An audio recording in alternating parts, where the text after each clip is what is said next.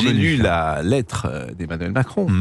Alors, évidemment, c'est expliqué dans une lettre, après 7 ans de présidence, qu'il a entendu le message de l'insécurité, sur l'impunité, sur les vies rendues impossibles par les délinquants, par les récidivistes, par la violence de certains mineurs dans les villes, les villages, etc. C'est vrai que c'est inaudible. Voilà, c'est inaudible.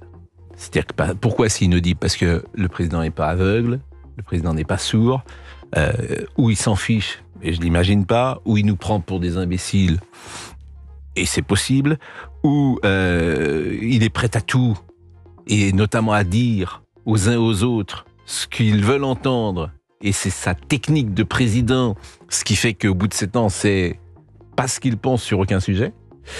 Donc je trouve Je vais vous dire ce matin, moi j'ai vraiment un sentiment de gâchis avec ce président. Parce que il avait tout pour réussir. Voilà, il était jeune. Son incarnation derrière François Hollande était plus séduisante.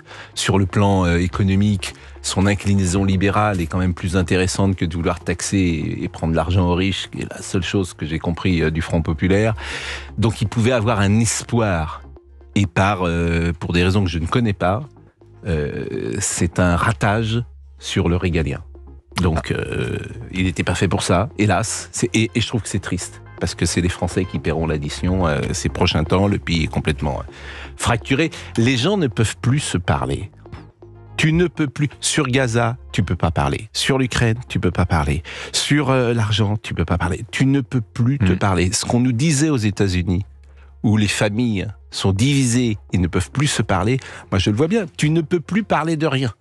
Donc c'est extraordinaire d'ailleurs. Tu n'as aucun sujet. C'est-à-dire que tu es traité de fasciste immédiatement. Tout est extrême droitisé. Dès que tu dis tu manges de la viande rouge ou tu fais un barbecue, tu es fasciste.